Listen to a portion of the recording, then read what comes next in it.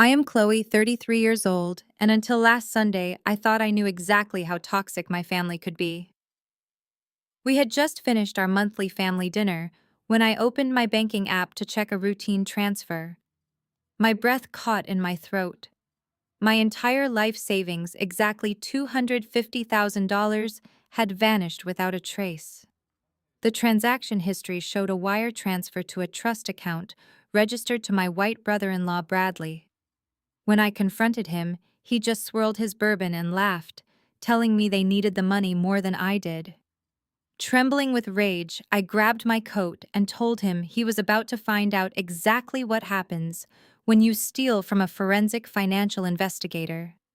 As my family mocked my reaction, a massive crash shook the front door. Before I continue this story, let me know where you are watching from in the comments below. Hit the like button and subscribe if you have ever had to stand up to a family that constantly belittled your worth. Growing up in an upper-middle-class African-American household in the suburbs of Atlanta, I was always the scapegoat. My older sister Denise was the golden child. She was obsessed with appearances and eventually married Bradley, a man who masked his arrogance with expensive tailored suits and constant talk about his investment portfolios. My parents, Helen and Marcus, revered him from the very beginning. They thought his presence elevated our family status at church and in our community.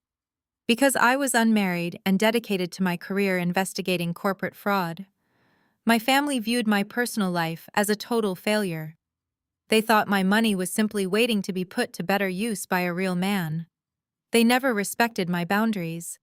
They only saw me as a reliable source of funds to maintain their lavish lifestyle. That Sunday evening, the dining room still smelled of roasted turkey and sweet potato pie. I marched back into the room holding my mobile phone out. My hands were shaking, but my voice was completely steady. I asked Bradley why $250,000 had been secretly wired from my account to a Cayman Islands holding company under his name. Bradley did not even flinch. He took a slow sip of his drink and smiled that unbearable smug smile. He told me to stop being so dramatic in front of the parents. He said money sitting in a savings account was dead weight, and he was simply borrowing it to leverage a cryptocurrency investment. He actually had the audacity to call his blatant theft a temporary family loan. He thought I was just a naive girl who would quietly accept his financial abuse. I demanded he return the money immediately. That was when the rest of my family turned on me like a pack of wolves. Denise rolled her eyes and crossed her arms, adjusting her new diamond bracelet. She told me I was acting like a hysterical spinster. She said I lived alone in a boring city apartment and had no children to feed, so I clearly did not understand the financial sacrifices required to maintain a proper family lifestyle. She accused me of being desperately jealous of her picture-perfect marriage and wealthy husband. My mother, Helen, slammed her hand against the dining table, making the crystal wine glasses rattle. She screamed at me for disrespecting my brother-in-law under her roof. She yelled that Bradley was doing me a massive favor by managing my stagnant finances. She said every member of the family had chipped in for his new venture, and I should be grateful he even included me. My father chimed in, adding that I was being completely uncivilized and rude. He told me to sit down, stop embarrassing myself, and thank Bradley for taking an interest in my future. They genuinely believed that because I was a single woman, my hard-earned money belonged to the family collective for Bradley to gamble with as he pleased. Their blind loyalty to him was sickening. I looked at the people who were supposed to love and protect me. They were completely blinded by their desperate worship of a man who was actively robbing us. I took a deep breath, picked up my purse, and looked Bradley dead in the eyes. I told them they were right about one thing tonight. I was not going to make a scene or cause a petty family dispute. I explained that if I had called the local police, they would have likely dismissed this huge crime as a simple civil matter between relatives. Bradley laughed out loud and asked me what I was actually going to do about it. He felt untouchable. I smiled coldly and told him I did not call the local police. Because I am a highly trained federal financial investigator, I knew exactly who to call when $250,000 is illegally wired across international borders. I looked at my watch and announced that I called the Federal Financial Crimes Task Force. Before Bradley could even process the terrifying words I had just spoken, a sudden deafening boom echoed through the entire house, shaking the windows. The heavy oak front door was battered open with a massive battering ram. Heavily armed federal agents wearing dark tactical gear poured into the bright foyer and completely flooded the formal dining room, shouting loud commands for everyone to freeze. They shoved past my screaming mother and aggressively tackled Bradley, dragging him out of his chair and throwing him forcefully onto the hardwood floor. As they tightly locked the metal handcuffs around his wrists, reading him his rights for federal wire fraud, Denise fell to her knees in absolute hysterics. I just stood there quietly watching their perfect family shatter into a million tiny little pieces. This was exactly what they truly deserved for their betrayal. The blue and red lights flashing through the dining room windows faded into the distance as the federal agents hauled Bradley away. I stood in the center of the ruined holiday meal, surrounded by knocked-over chairs and spilled wine. My mother was clutching her chest, taking shallow, panicked breaths, while my father paced the hardwood floor, frantically dialing his lawyer. Denise was curled into a ball by the entryway, screaming my name, with a guttural hatred I had never heard before. I did not stay to comfort them. I walked out of my childhood home, climbed into my car, and drove back to my quiet city apartment. I knew the storm was only just beginning, but I slept better that night than I had in months. By Tuesday morning, Denise had managed to bail Bradley out of federal custody. I found out when my phone began vibrating uncontrollably on my kitchen counter. I had just poured my morning coffee when the barrage started. My voicemail inbox filled up within an hour. I sat at my kitchen island pressing play on the first message. It was my mother. Her voice was shrill and cracking with absolute rage. She screamed that I was a vindictive monster who was actively trying to destroy the only successful, respectable man our family had ever known. She said Bradley was an innocent victim of a misunderstanding, and that my pure jealousy of Denise had driven me to commit an unforgivable sin against our bloodline.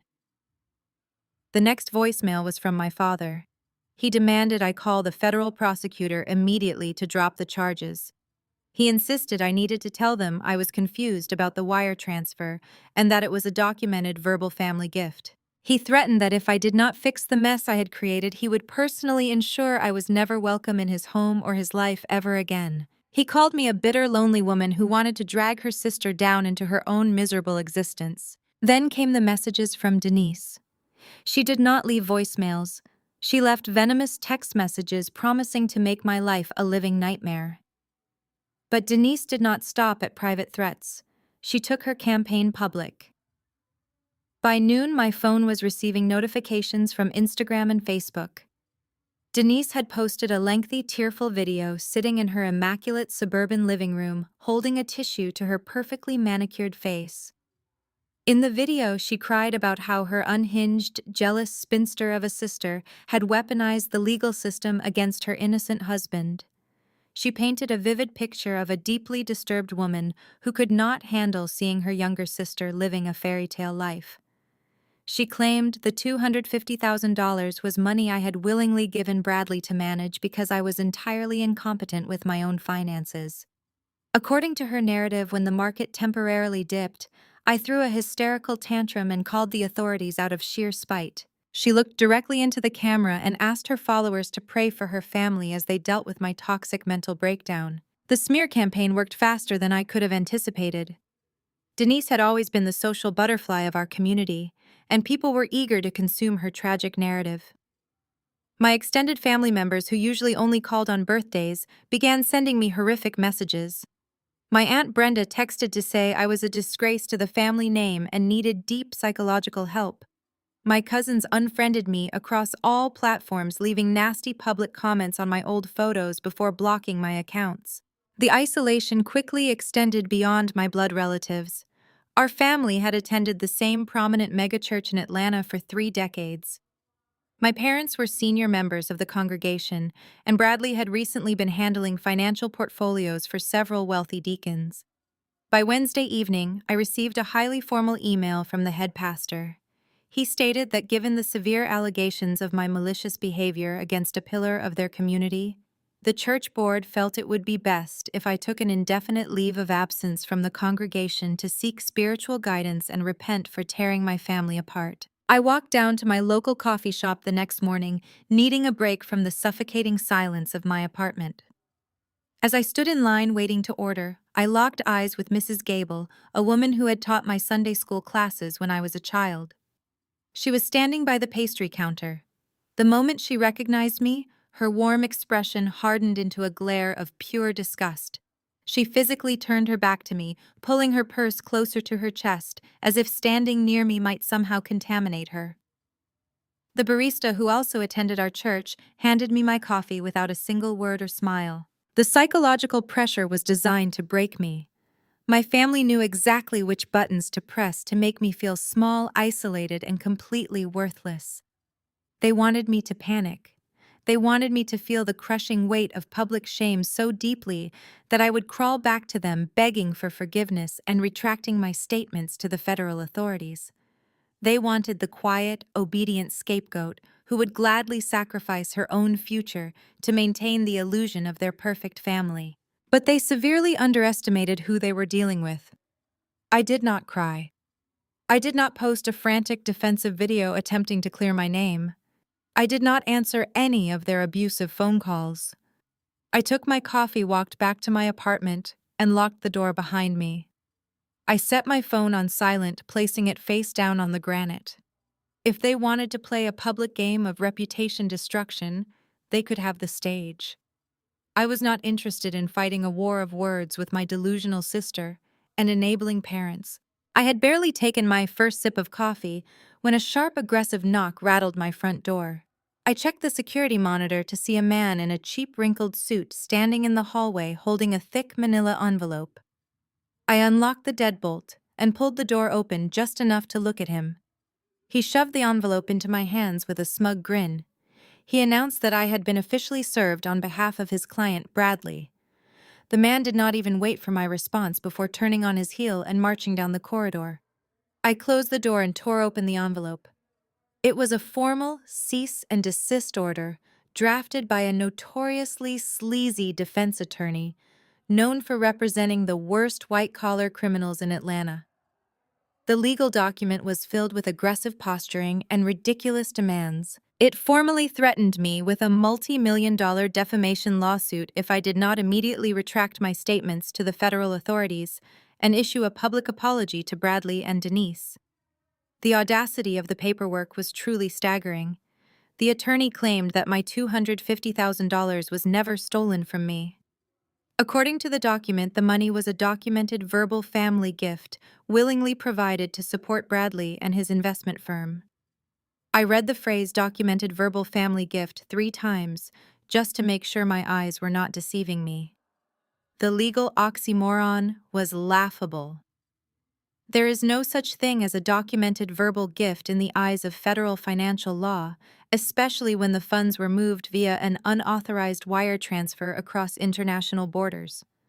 The lawyer was banking on the assumption that I was easily intimidated by legal jargon and official-looking letterheads. He assumed I would panic at the threat of a costly civil lawsuit and immediately drop the criminal charges to save myself from financial ruin. He wanted me to cower in fear just like my parents wanted me to cower in shame.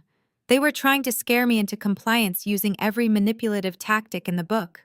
The legal threat stated that if I did not contact their office within 24 hours to arrange a formal retraction, they would file the defamation suit and seek damages that would bankrupt me for the rest of my natural life. They even included printed screenshots of my sister crying on social media, claiming her emotional distress was direct evidence of the damage my supposed lies had caused her perfect family. I walked over to my kitchen island and dropped the pathetic legal threat directly into the trash can. I did not feel a single ounce of fear or hesitation. I felt a cold, sharp focus taking over my mind. They thought they could bully a forensic financial investigator with a poorly drafted bluff. Instead of backing down or calling a lawyer to frantically defend myself, I walked straight into my designated home office space. The room was dark except for the ambient light filtering through the blinds. I sat down in my ergonomic leather chair and pressed the power button on my workstation. Three massive high-resolution monitors flared to life, illuminating my face with a bright blue glow.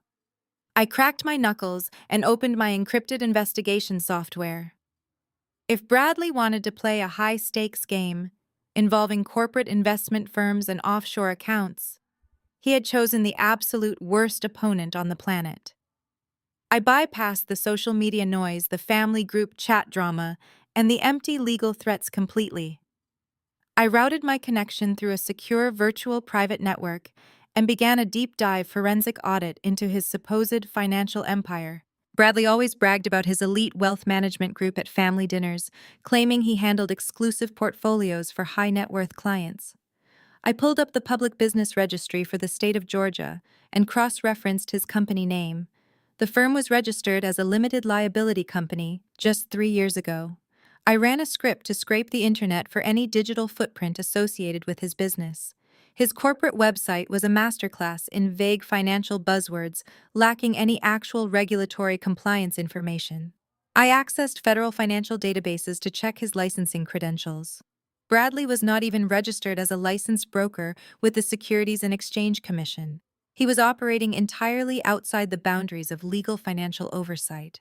I started tracing the digital breadcrumbs left behind by the shell company he used to steal my money. Using open-source intelligence tools and my professional access to international corporate registries, I mapped out a web of offshore entities connected to his primary business. Every single layer I peeled back revealed a deeper level of deception and fraud. I isolated his primary business banking routing numbers and cross-checked them against publicly available real estate and tax records. The facade of his successful investment firm began to quickly crumble right before my eyes on the glowing screens. He had zero actual assets under management.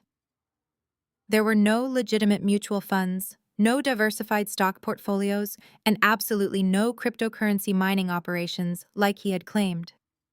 I deployed a specialized financial mapping program that analysts use to track money laundering syndicates. I fed the routing data into the system and watched as the software generated a complex visual flowchart of his incoming and outgoing transactions. The visual representation confirmed my worst suspicions. Bradley was moving money from newly acquired clients directly into his personal checking accounts and offshore trusts without ever making a single legitimate market investment. He was taking fresh capital to pay off older investors, creating the illusion of massive returns while skimming huge percentages off the top to fund his designer suits, luxury cars, and my sister Denise's incredibly lavish lifestyle. I leaned back in my chair, staring at the undeniable digital proof. My arrogant brother-in-law was running a massive criminal enterprise. It was a Ponzi scheme, period. The realization settled over me like a heavy winter chill. I was no longer just looking at a petty theft committed by an arrogant brother-in-law. I was staring at a multi-million-dollar federal crime syndicate orchestrated by a man sitting at my parents' dining table every Sunday. I routed my tracking software to dig deeper into the Cayman Islands holding company that had swallowed my life savings. The digital ledger was a chaotic maze of shell companies designed to confuse standard auditors. But I was not a standard auditor. I isolated the primary account and began decrypting the incoming wire transfers. What I saw made my blood run cold. Bradley was not just scamming anonymous wealthy investors. He was systematically draining the retirement funds of innocent people. I tracked the outbound transactions from his offshore accounts. The stolen capital was not being reinvested into the market. It was being directly funneled back into the United States to fund the extravagant life my sister Denise flaunted on social media. I pulled up her Instagram profile on my secondary monitor. I matched the dates of her posts with the offshore wire transfers. That 2-week luxury vacation to the Maldives she bragged about last summer was funded by a 75-year-old widow pulling cash from her pension. The brand new imported sports car sitting in their driveway was paid for by a retired couple who thought they were securing a college fund for their grandchildren.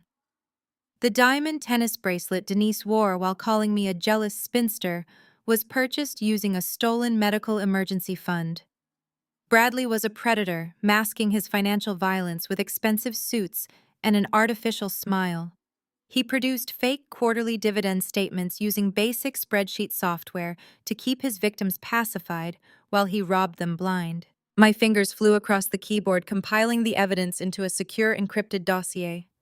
Every illegal transfer, every forged document, every offshore routing number was meticulously cataloged. I had enough evidence to put Bradley in federal prison for decades. But my investigative instincts told me I was not seeing the full picture yet. If Bradley was brazen enough to steal $250,000 directly from my personal checking account, he had likely targeted the people closest to him first. My parents had proudly bragged about investing their money with him. I needed to know how deep their financial exposure ran. I opened a new search query and accessed the municipal property database for the state of Georgia. I typed in my parents' home address. They had lived in that sprawling colonial house for 30 years. My father had paid off the original mortgage over a decade ago. It was their pride and joy, their ultimate status symbol in the community. The search results populated on my screen and my heart stopped beating for a fraction of a second. The property record was not clear. A red flag flashed across the legal filing system. There was an active lien on the property.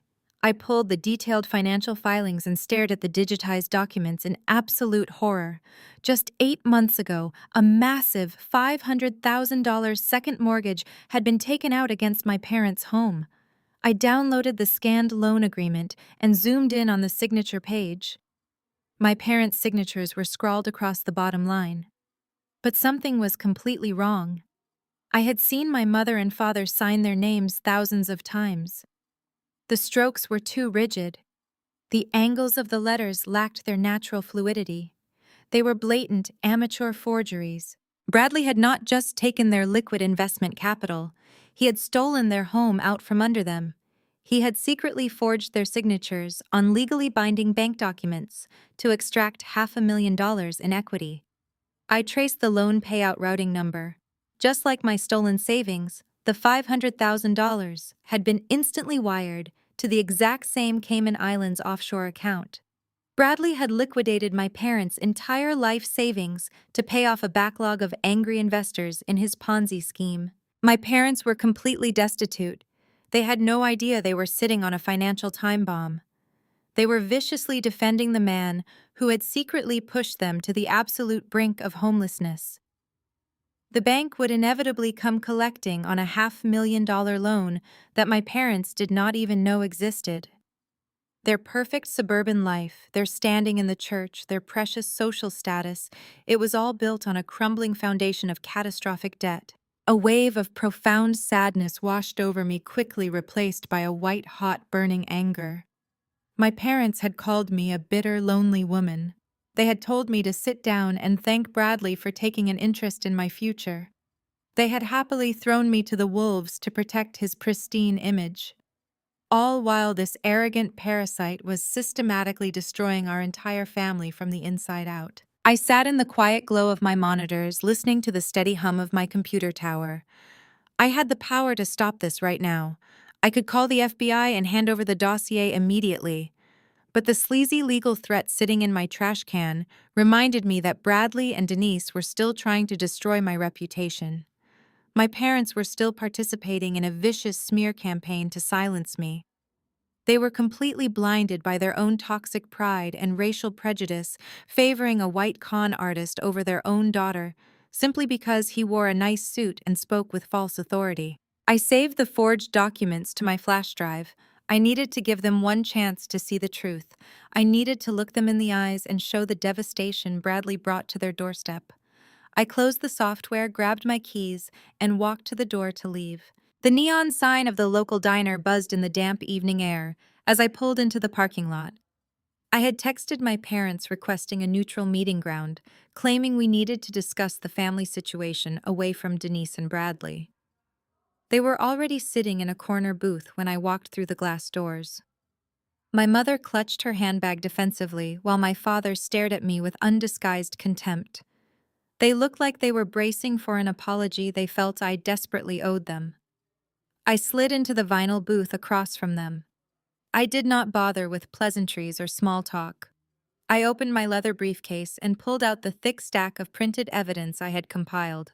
I looked my father directly in his eyes and told him I was not there to apologize. I pushed the heavy folder across the sticky laminate table. I told them to open it. My mother scoffed and crossed her arms, refusing to even look at the papers. She told me I was making a fool of myself by continuing this ridiculous vendetta against my own brother-in-law. I kept my voice perfectly level and informed them that the documents inside had nothing to do with my stolen savings. I told them the papers were about their house, the house they had lived in for 30 years. My father frowned and reluctantly flipped open the manila cover. His eyes scanned the first page. It was the official property lien registered with the state of Georgia. I watched his brow furrow as he flipped to the second page, which contained the $500,000 second mortgage agreement. Then he saw the signature page. I pointed directly at the sloppy, amateurish scribbles at the bottom of the document. I asked them if those looked like their real signatures. I told them Bradley had forged their names to extract $500,000 in equity from their completely paid-off home.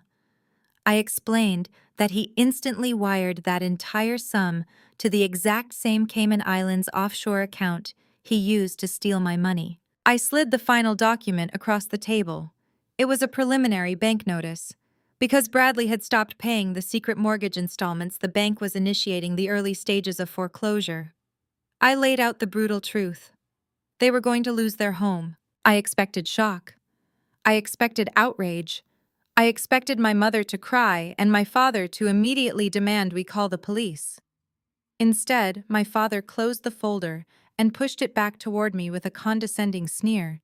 He let out a harsh, humorless laugh. He told me I was completely out of my depth.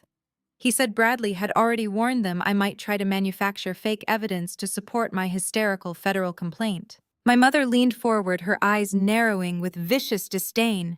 She said Bradley was a financial genius. She claimed the second mortgage was a highly sophisticated tax optimization strategy that Bradley had implemented to protect their assets from government overreach. According to her, Bradley was moving their equity into secure international trusts to maximize their retirement yields. She said I was too narrow-minded and bitter to understand complex wealth management because I was just a low-level corporate drone who spent her days staring at spreadsheets. I sat there in absolute disbelief. I asked them if they genuinely believed a secret forged loan moving to an untraceable offshore account was a legitimate tax strategy.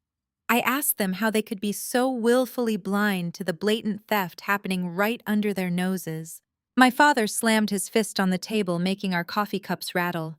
He leaned in his face, turning red with fury. He told me he was sick and tired of my insubordinate attitude.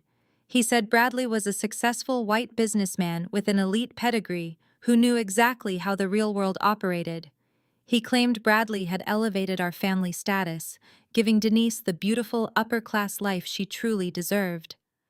Then he turned his attacks directly on me. He mocked my career, calling my investigative work a pathetic excuse to spy on people who were doing better than I was. He said I was 33 years old, single, and entirely unlovable. He told me my aggressive masculine energy drove men away, and that my jealousy over Denise marrying a high-value provider had completely rotted my brain. My mother eagerly joined the assault.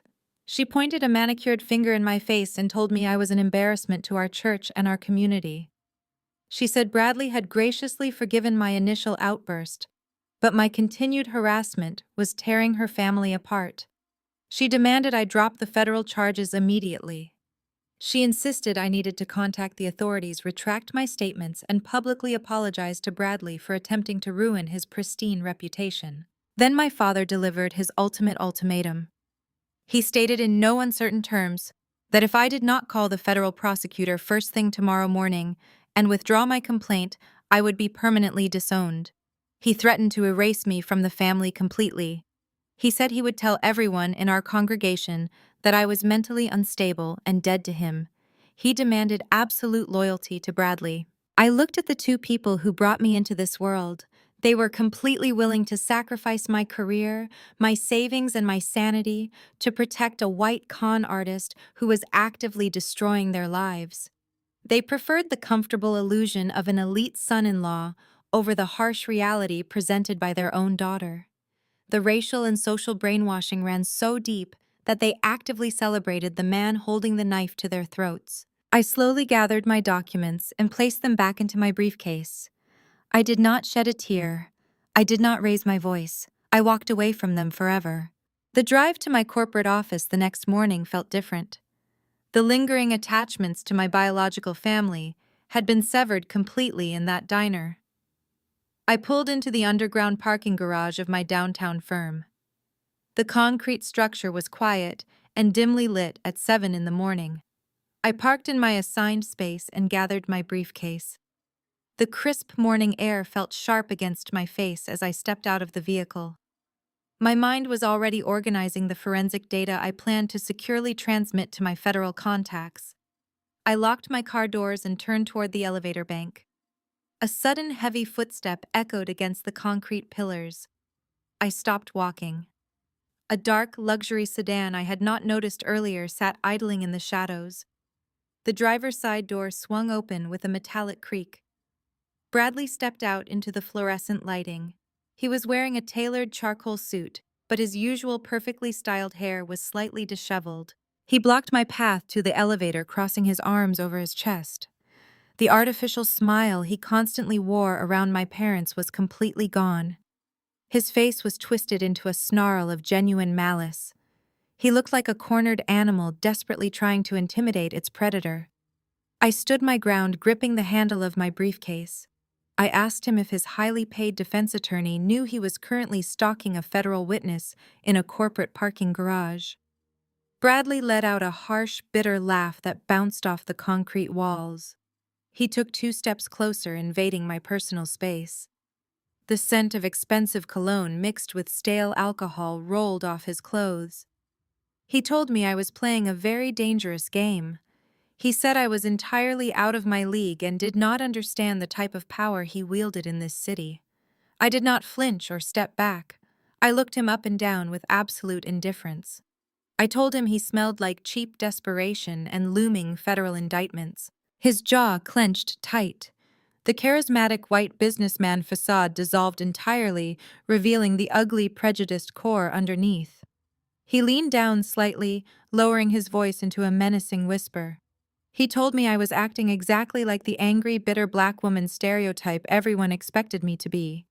He sneered that my parents were right about my aggressive masculine energy. He claimed I was just an ungrateful diversity hire who got lucky in a corporate world, built and run by men like him. According to Bradley, I should be bowing down in gratitude that a man of his pedigree even allowed my sister to marry into a respectable social class. He said people like me were always trying to tear down successful white men because we fundamentally lacked the intellect to build our own wealth. He called me a low-level spreadsheet jockey who needed to learn her proper place in the natural social order before I got crushed by the real players. The sheer audacity of his racist microaggressions was astounding, but I refused to give him the emotional reaction he craved. I kept my expression perfectly neutral. Bradley mistook my silence for fear. He stepped even closer, pressing his advantage. He explicitly outlined his threat. He boasted about his elite network of wealthy country club associates and powerful corporate executives. He claimed he played golf with the senior partners at my firm and had friends on the executive board. He stated as a matter of fact that he could make one single phone call and have me terminated by the end of the business day. He promised to launch a coordinated smear campaign across the entire financial sector. He swore he would have me blacklisted from every major accounting and investigative agency in the country. He threatened to label me as a rogue, unstable employee who falsified documents for personal vendettas, ensuring I would never work in corporate finance again. Bradley pointed a manicured finger directly at my face. He delivered his final ultimatum. He demanded that I march upstairs, call my Federal Bureau of Investigation contact, and completely retract my statement. He ordered me to claim I made a massive accounting error due to personal stress and family disputes. He insisted I tell the federal prosecutor that the missing $250,000 was indeed a voluntary investment in his legitimate wealth management portfolio. If I complied, he promised to back off and let me keep my pathetic little job. If I refused, he swore he would destroy my career, empty my bank accounts through endless civil litigation, and leave me begging on the streets. He finished his unhinged rant by telling me I had exactly 2 hours to make the call. He turned his back on me, climbed into his expensive car, and sped out of the parking garage with his tires squealing against the pavement. He was absolutely and entirely completely wrong. I honestly did not feel intimidated at all. I felt an incredibly exhilarating rush of adrenaline. He had just handed me another layer of criminal charges. Witness intimidation and obstruction of justice were highly serious federal offenses. I pulled my phone from my pocket and stopped the audio recording. I had secretly started the exact moment I saw his luxury car idling in the shadows. I saved the audio file, backing it up to a secure cloud server instantly. I adjusted my suit jacket, squared my shoulders, and walked confidently toward the elevator bank. My career was not in danger, but his freedom definitely was. I pressed the button for the executive floor, ready to face whatever corporate games he thought he had set in motion. The elevator doors slid open, revealing the polished mahogany and glass corridors of the executive suite. The usual morning hum of ringing phones and low conversations was notably absent. The receptionist avoided my gaze entirely, keeping her eyes firmly fixed on her monitor. I walked toward my desk, but before I could even set down my briefcase, my direct supervisor, Mr. Sterling, stepped out of his corner office. He was a stern, silver-haired man who had spent 40 years navigating the treacherous waters of corporate finance. He did not smile. He simply pointed a rigid finger toward his open door and told me to get inside immediately. I walked into the spacious office and noticed a woman from Human Resources sitting rigidly in one of the leather guest chairs. A thick manila folder rested on the center of Mr. Sterling's massive desk. He closed the door behind me with a sharp click that echoed in the quiet room. He walked over to his desk and tapped the folder with his index finger. He informed me that the firm had just received a highly aggressive formal complaint from a prominent legal team representing an investment manager named Bradley. According to the document, I was actively using corporate software and proprietary company databases to harass an innocent citizen out of pure malicious spite. The Human Resources representative shifted uncomfortably in her chair. She stated that the complaint demanded my immediate termination. The lawyers claimed I was mentally unstable and carrying out a personal family vendetta that threatened the reputation of our entire firm. They warned that if the firm did not fire me by noon, they would name the company as a co-defendant in a massive civil lawsuit for facilitating corporate espionage. Bradley had actually executed his parking garage threat faster than I anticipated. He was trying to suffocate me with high-priced legal intimidation, hoping the corporate hierarchy would simply throw me under the bus to avoid a messy public scandal. Mr. Sterling leaned back in his chair and crossed his arms. He looked at me with piercing gray eyes. He noted that in the 5 years I had worked for his division, I had never missed a deadline, never filed an inaccurate report, and never brought personal drama into his office. He asked me directly what on earth was going on and why a man with alleged ties to several of our board members was threatening to sue his department into oblivion. I did not sit down. I stood tall in front of his desk. I kept my voice perfectly measured and entirely devoid of emotion. I told him that the man threatening the firm was my brother-in-law. I explained that he was currently under federal investigation for wire fraud after stealing $250,000 from my personal bank account. I stated that the complaint sitting on his desk was nothing more than a desperate intimidation tactic from a cornered predator running a massive Ponzi scheme. The Human Resources representative gasped softly, but Mr. Sterling did not blink. He asked if I had proof to support such explosive allegations against a man who moved in their elite social circles. I reached into my pocket and retrieved my smartphone. I told them that Bradley had ambushed me in the company parking garage less than 20 minutes ago. I unlocked the screen and pressed play on the audio file I had recorded. The crisp, high-definition audio filled the quiet executive office. Bradley's arrogant voice echoed off the wood-paneled walls.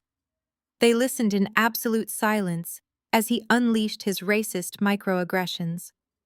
They heard him explicitly threaten to use his elite network to have me fired and blacklisted from the financial sector. They heard the raw malice as he ordered me to call the federal prosecutor and retract my legitimate criminal complaint, or face total financial ruin. When the recording ended, I turned off the phone and slid it back into my pocket. I told Mr. Sterling that I had already backed up the audio to a secure cloud server and forwarded a copy to the federal agents handling the wire fraud case. I explained that I was not harassing an innocent citizen. I was building a meticulous forensic dossier on a dangerous criminal who was systematically destroying lives, including the lives of my own parents. Mr. Sterling stared at the manila folder on his desk for a long, tense moment. The human resources representative nervously asked if they should involve the corporate legal department to draft my severance package. Mr. Sterling suddenly grabbed the thick complaint folder and tossed it directly into the shredder bin beside his desk. He looked at the human resources representative and told her to leave the room because this was no longer a personnel issue. Once we were alone, Mr. Sterling stood up and walked over to the floor-to-ceiling window, looking out over the city skyline. He said he absolutely despised bullies who thought they could use their country club memberships to intimidate his best investigators. He turned back to face me, and his expression was harder than granite. He told me that Bradley had made a catastrophic miscalculation by threatening the firm and attempting to leverage the board of directors. Mr. Sterling walked back to his desk and pressed the intercom button. He instructed his secretary to cancel all of his morning meetings and summon the head of corporate litigation. He looked at me and said I was not fired. In fact, he was officially assigning me to a special internal task force effective immediately. He granted me unrestricted access to the firm's top-tier legal resources and specialized forensic servers. He told me to use every single piece of advanced corporate technology we possessed to tear Bradley's financial facade apart piece by piece. He promised that the firm would back me with the full weight of their billion-dollar legal department. Bradley wanted a corporate war, and Mr. Sterling was handing me the keys to the armory to completely crush him. I walked out of Mr. Sterling's office and straight to the secure sub-basement where our forensic servers were housed.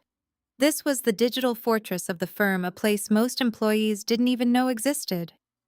I swiped my keycard, entered my biometric scan, and stepped into the cool, climate-controlled room. The hum of the massive server racks was the only sound. I booted up the terminal designated for high-level investigations and logged in with my newly elevated credentials. Mr. Sterling wasn't bluffing. He had given me God mode access.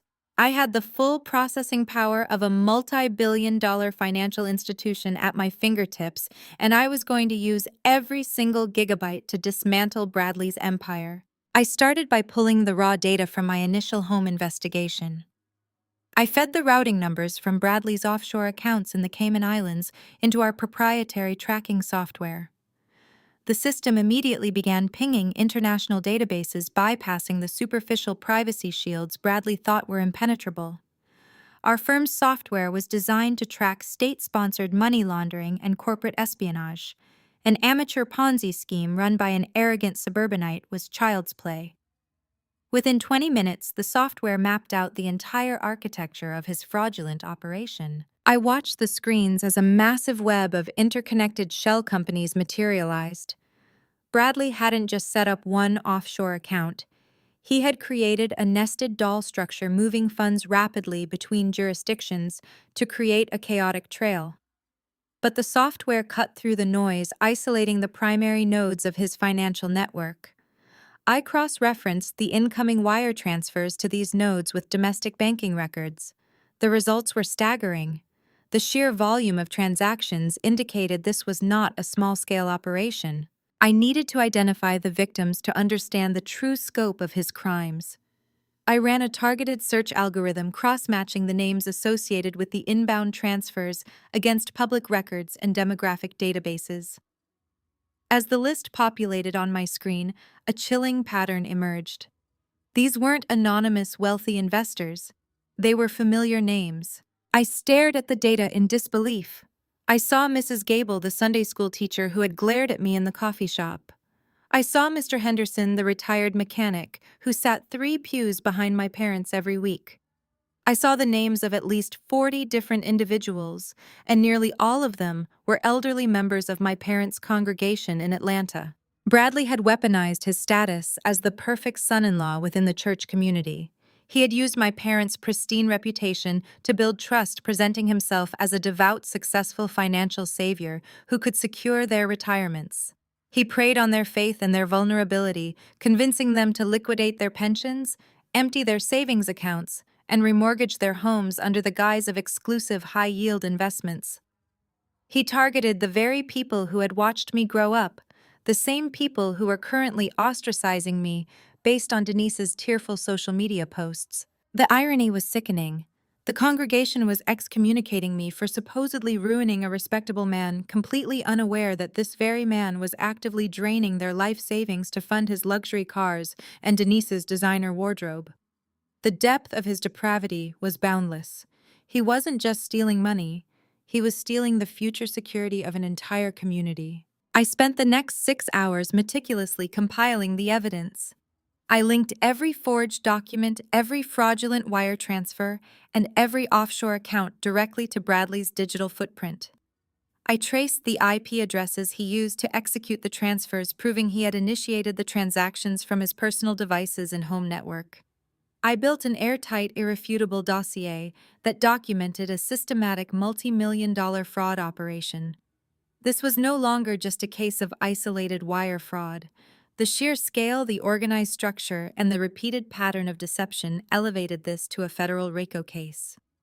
Bradley was operating a criminal enterprise under the Racketeer Influenced and Corrupt Organizations Act. I secured the dossier onto an encrypted, tamper-proof flash drive. I logged out of the terminal, the blue glow of the screens reflecting the cold determination I felt.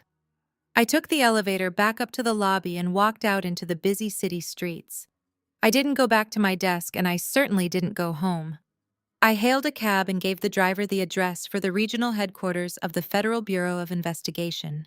I had a direct contact at the Bureau Special Agent Miller, someone I had collaborated with on previous corporate fraud investigations.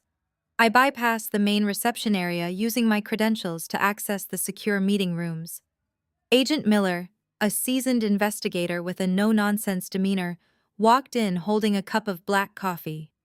He looked at me, noting my intense expression, and sat down across the metal table. I didn't waste time with pleasantries. I slid the encrypted flash drive across the table. I told him that the initial wire fraud complaint I filed regarding my stolen $250,000 was just the tip of the iceberg. I explained that the drive contained comprehensive forensic evidence of a massive Ponzi scheme targeting elderly citizens in Atlanta. I detailed the offshore accounts, the forged mortgages, and the systematic draining of retirement funds. I told him the estimated scale of the fraud was well into the multi-millions and provided the direct link to the RICO statutes. Agent Miller listened intently, his expression growing grimmer with every detail. He took the flash drive and plugged it into his secure terminal. As he reviewed the executive summary I had prepared, I saw the exact moment he realized the magnitude of the case. He looked up from the screen, the sharp glint of a hunter in his eyes. He told me this was one of the most meticulously compiled dossiers he had ever seen handed over by a civilian investigator. He assured me that the Bureau would act swiftly. They were going to escalate the investigation immediately, bringing in the specialized white-collar crime units. He warned me that things were going to move fast, and I needed to be prepared for the fallout. I told him I was more than ready. I walked out of the FBI headquarters, the cool air feeling refreshing against my skin. Bradley thought he was playing chess, but he didn't realize I had just flipped the entire board. The crisp autumn air outside the federal building felt like a promise. I had just handed over the keys to Bradley's destruction, and now all I had to do was wait for the machinery of justice to turn. The FBI operates with meticulous precision, especially when building a massive racketeering case. Agent Miller advised me to maintain my absolute normal routine. I went back to my corporate office and continued my daily tasks as if nothing had changed. My firm was fully supporting me, and the human resources representative who had previously tried to fire me now could not even make eye contact when I walked past her desk. The silence from my family over the next 2 days was deafening. I knew Bradley was scrambling, trying to figure out how much I actually knew and whether my federal complaint was gaining any traction.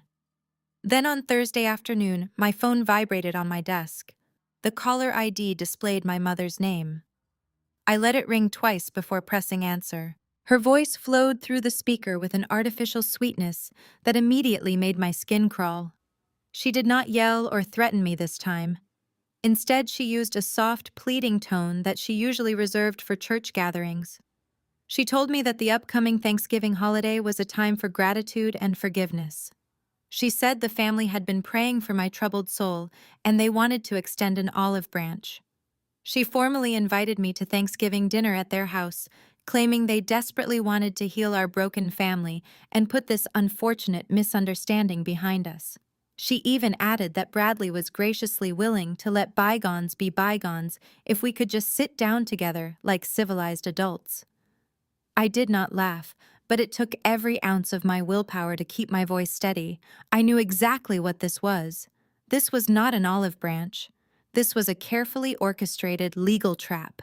Bradley and his sleazy defense attorney had clearly realized that intimidating me in a parking garage had failed spectacularly. They needed me to sign a formal legal waiver and a written retraction of my federal complaint. They knew I would never agree to a meeting with his lawyer, so they were using my parents and the emotional leverage of a holiday dinner to corner me. They planned to ambush me at the dining table, surround me with hostile family members, and bully me into signing away my rights before I could leave the house. I told my mother I would be absolutely delighted to attend.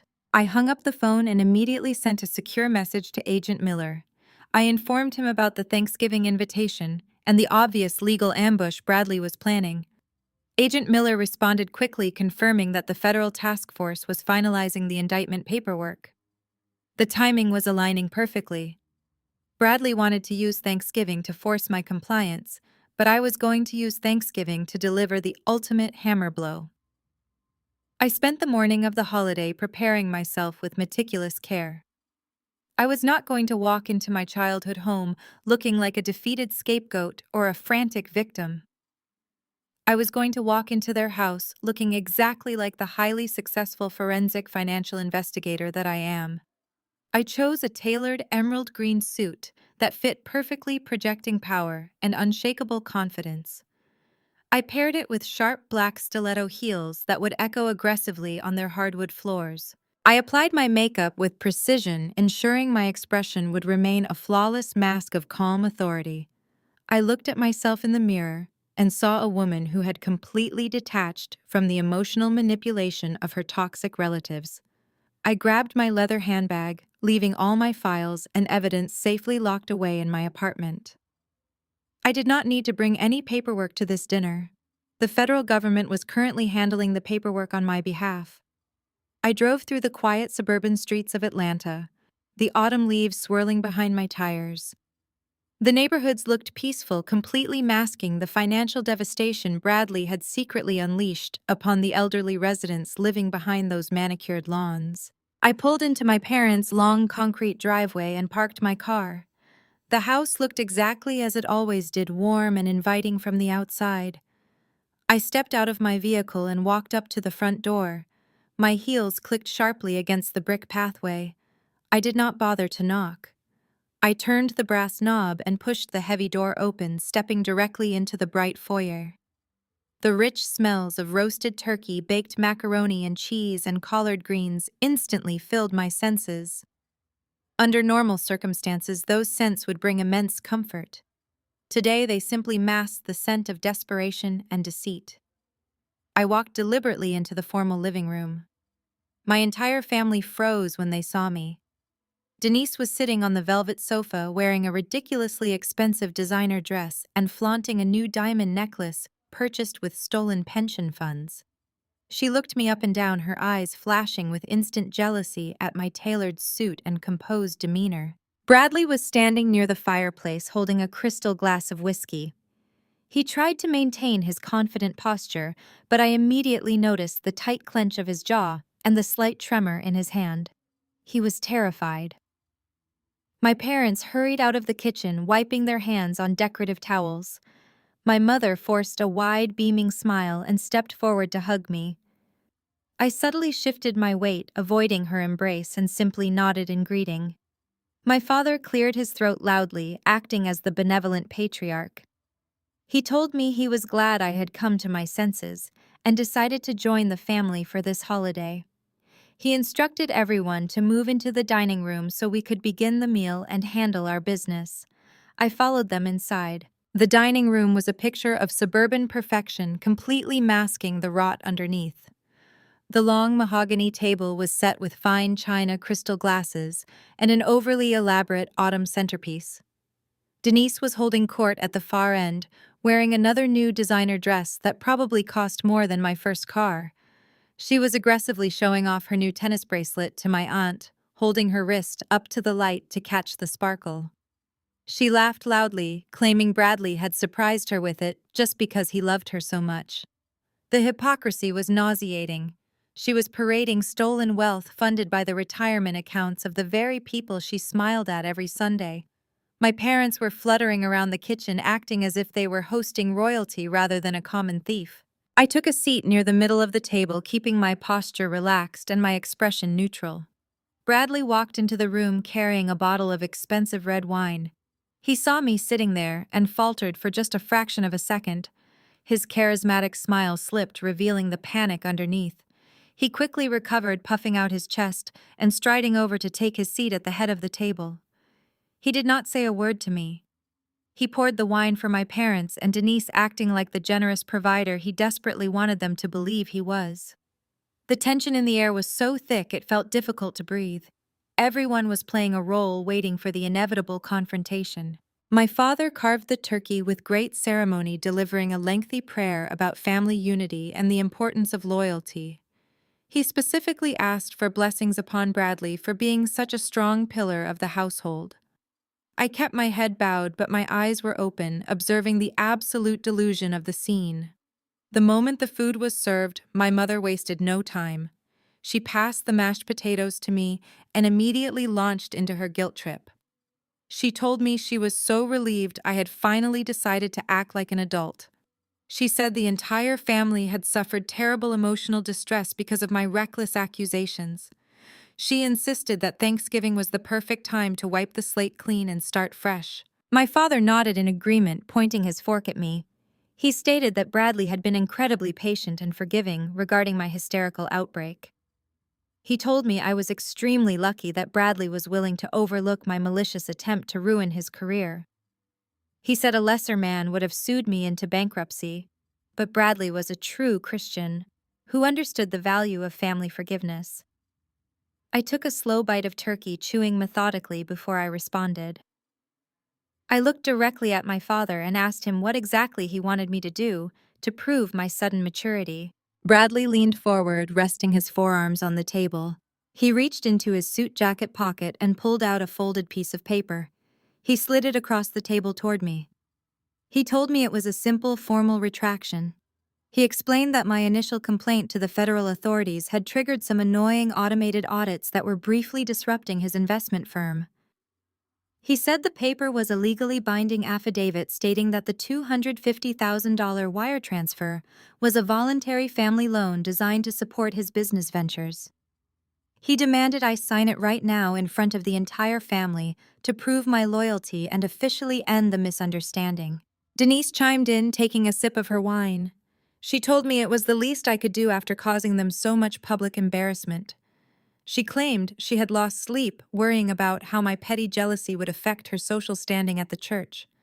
She said if I just signed the paper, we could all go back to being a happy family, and she might even forgive me for trying to tear down her successful husband. My mother placed a silver pen next to the document, urging me to just get it over with so we could enjoy the pie she had baked. I looked down at the document. The legal phrasing was atrocious, clearly drafted in a panic by his desperate attorney. They actually believed they could bully a federal investigator into signing away a felony wire fraud charge over a plate of stuffing. They thought the social pressure of a holiday dinner would break my resolve. They thought I was the same quiet scapegoat who used to cower when my father raised his voice. I picked up the silver pen, rolling it between my fingers.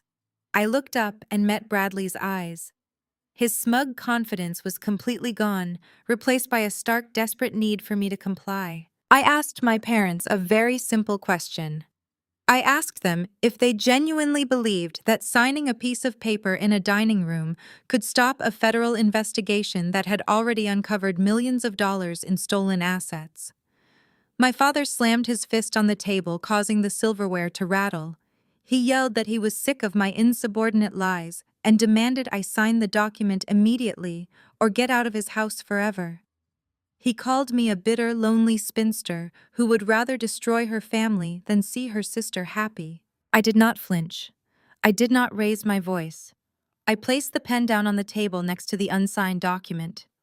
I told my father I was not going to sign anything because the document was completely irrelevant. I explained that the Federal Bureau of Investigation does not care about family dinner agreements when they are actively building a massive racketeering case.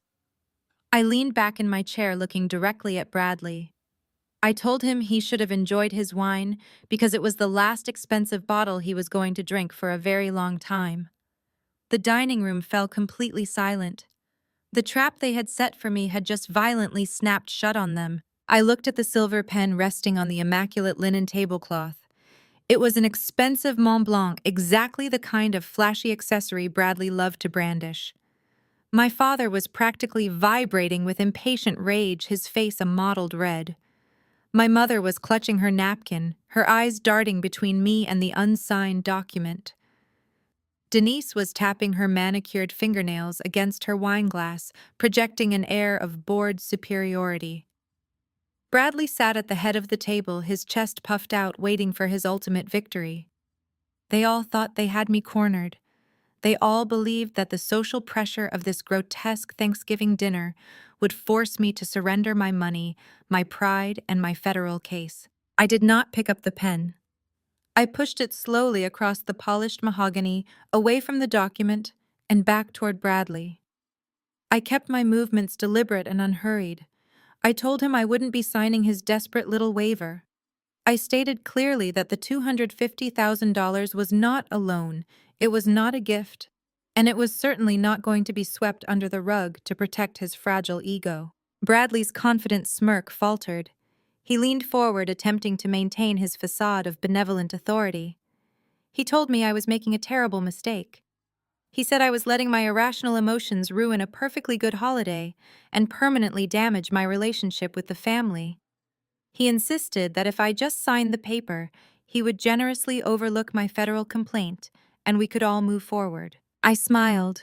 It wasn't a warm smile. It was the precise, calculating smile of a forensic investigator who had already won the war before the battle even started. I told him I wasn't acting on emotion. I was acting on data. I looked directly into his eyes and began to recite a string of numbers.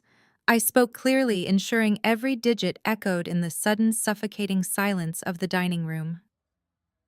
I recited the exact 12-digit routing number for his primary shell company registered in Delaware. I followed it immediately with the 16-digit account number for his offshore trust, located in the Cayman Islands. I recited the specific transaction ID for the $250,000 he stole from my personal checking account. I didn't stop there. I listed the routing numbers for 3 more offshore accounts he had established in the Bahamas and Switzerland. The transformation in Bradley was instantaneous and absolute. His smugness evaporated, replaced by sheer, unadulterated panic.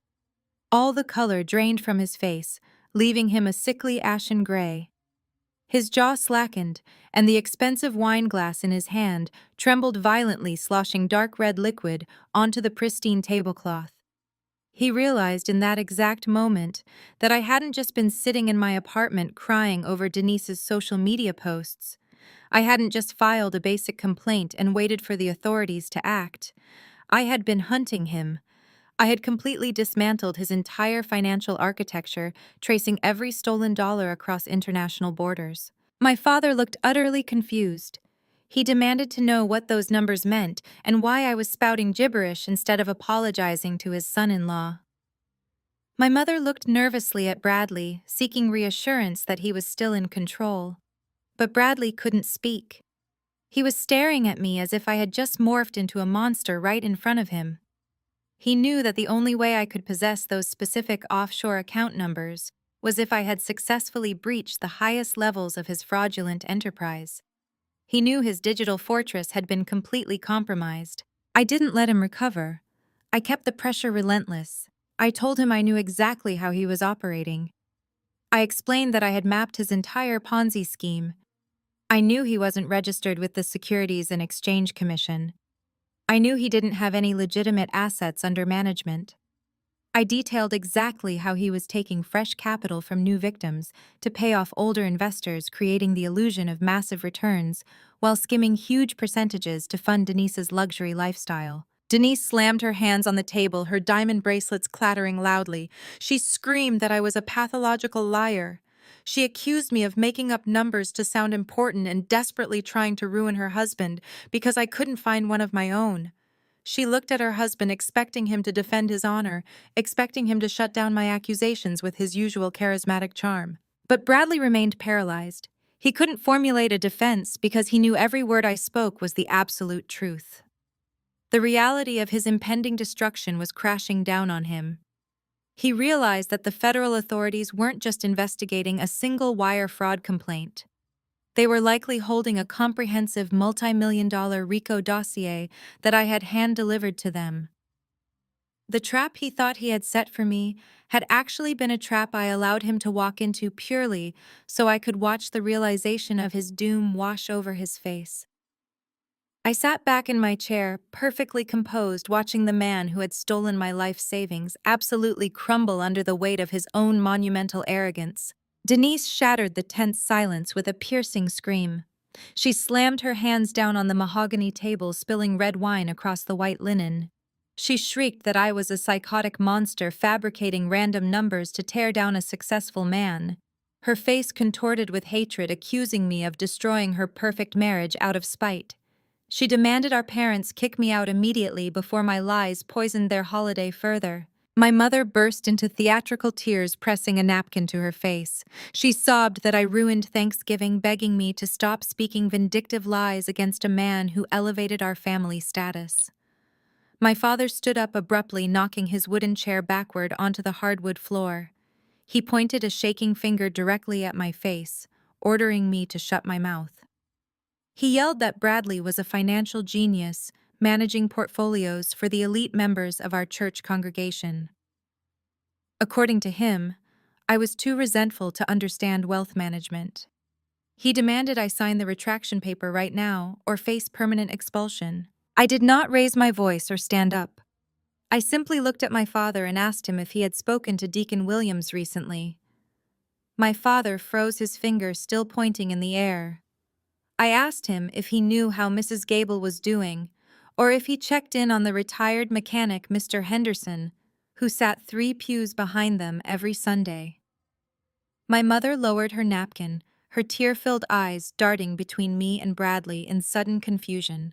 My father demanded to know why I brought up respected elders of our church congregation during a family dispute. I kept my gaze locked on my parents. I told them I brought up those specific names because they were the exact people funding Denise's lavish lifestyle. I stated clearly that Bradley was not a financial genius managing elite portfolios. I revealed that Bradley was a predator who systematically targeted the most vulnerable elderly members of their beloved congregation.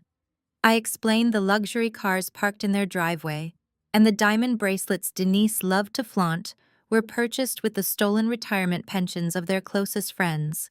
Denise shrieked again, telling me to shut up, but I raised my voice just enough to cut through her hysteria. I told my parents Bradley used their pristine reputation within the church to build a false sense of trust. He preyed on their faith, convincing widows to liquidate their life savings and hand the money over to his fake firm. I told them there were no secure portfolios and no high-yield returns. I explained every dollar was funneled directly into offshore accounts in the Cayman Islands to pay for his designer suits and luxury vacations. My father looked at Bradley expecting immediate denial. He expected his golden son-in-law to laugh off my accusations and present a logical explanation. He waited for Bradley to put me in my place. But Bradley remained completely silent. His face was slick with cold sweat, and his breathing was shallow and rapid. My mother whispered Bradley's name, begging him to tell her I was lying. Bradley could not even look at her. He stared down at his empty plate, his charismatic facade entirely destroyed by the undeniable truth. I delivered the final devastating blow to my parents. I told them the social standing they valued more than their own daughter was entirely built on a foundation of stolen money and catastrophic betrayal. I stated that by next week, every single person in their church would know their perfect son-in-law had robbed them blind. I told them they would become absolute pariahs in the very community they sacrificed me to impress. The reality of his absolute destruction finally snapped whatever remaining shred of sanity Bradley possessed. He realized that his fake corporate empire, his stolen wealth, and his pristine suburban image were completely incinerated. I had not just cornered him legally, I had publicly humiliated him in front of the very people he manipulated. The cold panic in his eyes suddenly morphed into explosive, unhinged rage. Bradley let out a guttural roar of pure fury. He grabbed the edge of the heavy mahogany dining table with both hands and violently shoved it forward. The entire Thanksgiving feast went airborne. The massive roasted turkey crashed onto the floor, sending hot grease splattering across the pristine rug. Crystal wine glasses shattered into jagged pieces against the hardwood. Bowls of mashed potatoes and sweet potato pie flipped over, ruining Denise's expensive designer dress in an instant. My mother screamed in absolute terror, stumbling backward against the wall. My father tripped, scrambling out of the way. Bradley lunged across the ruined table, ignoring the chaos. His face was twisted into a mask of pure violence. He reached out with bare hands, aiming directly for my throat. He screamed I was a miserable witch who ruined his entire life. He yelled he was going to kill me before I could ruin anything else. He scrambled over broken dishes, crushing the fine china beneath his knees as he launched his body weight toward my chair. I did not panic. I pushed my chair backward, sliding smoothly out of his reach. Bradley misjudged the distance and crashed heavily onto the floor, landing face first in a puddle of shattered glass and spilled wine. He scrambled wildly, trying to gain his footing on the slippery hardwood. He looked absolutely pathetic, covered in food and wine, his tailored suit completely ruined. He pushed himself up onto his knees, panting heavily, his eyes wild with desperate rage. He prepared to lunge at me a second time, entirely consumed by his violent temper. He roared my name, pulling his fist back to strike me. He thought physical violence was his last option to silence me. He thought he could beat me into submission like he bullied his way through life. He was completely wrong about that. His fist never connected. Before his knuckles could even graze the fabric of my tailored suit, a deafening mechanical crunch pulverized the solid oak front door of my parents' house. The sound was so incredibly violent, it shook the floorboards beneath my feet. Instantly, blinding flashes of red and blue light strobed through the sheer dining room curtains, painting the chaotic scene in aggressive, erratic colors. The heavy front door splintered inward off its hinges, crashing heavily against the entryway tile. A tactical team of heavily armed federal agents swarmed into the bright foyer, moving with terrifying coordinated precision. They wore dark tactical vests emblazoned with bright yellow letters, spelling out their agency name. They poured into the formal dining room, shouting deafening commands that completely drowned out the soft holiday music playing in the background. My mother let out a blood-curdling scream and threw her arms over her head, collapsing into the far corner of the room. My father scrambled backward, pressing his spine against the floral wallpaper, his hands raised high in the air. He looked utterly terrified, unable to comprehend why a federal strike team was raiding his pristine suburban sanctuary. Bradley froze, his fists still suspended in the air. The pure animalistic rage in his eyes instantly morphed into raw, paralyzing terror. He looked past me, staring at the tactical lights sweeping across his ruined designer jacket. A tall, broad-shouldered lead agent stepped through the shattered doorway, holding a thick stack of legal documents. He pointed a firm, authoritative finger directly at my brother-in-law. The agent barked out his full legal name, declaring they were executing a federal arrest warrant. He stated, they possessed a multi-count federal indictment for wire fraud, money laundering, and severe violations of the Racketeer, Influenced and Corrupt Organizations Act. The agent announced that all his assets were officially frozen and he was being taken into federal custody immediately. Bradley did not surrender gracefully. His monumental arrogance overrode his basic survival instincts. He yelled that there was a massive misunderstanding. He claimed he was a highly respected investment manager and that I was a deranged employee making false allegations against him. He actually tried to stand up and push his way past the dining table to reach the hallway, attempting to flee the room. He never made it past the spilled mashed potatoes. Two federal agents closed the distance in a fraction of a second. They grabbed Bradley by his shoulders and aggressively swept his legs out from under him. Bradley went down hard. He did not land on the clear hardwood. He crashed face first directly into the massive ceramic serving bowl of thick, dark brown turkey gravy and the shattered glass dish of homemade cranberry sauce. The impact sent a heavy splatter of gelatinous red cranberries and greasy brown liquid flying across the room, coating his face, his hair, and his previously immaculate white dress shirt. He thrashed wildly against the floor, slipping on the greasy food and crushed china. He screamed about his constitutional rights and his elite country club lawyers. The agents did not hesitate. They pressed a heavy, tactical boot firmly between his shoulder blades, pinning him down in the sticky mess. They wrenched his arms behind his back. The sharp metallic click of the steel handcuffs locking tightly around his wrists echoed crisply through the dining room. They hauled him up to his feet. He looked absolutely grotesque. Cranberry sauce dripped from his chin, resembling fresh blood, while dark gravy stained his chest. The wealthy, sophisticated businessman facade was entirely obliterated, leaving only a pathetic, weeping criminal covered in holiday leftovers. Denise finally snapped out of her paralyzed shock.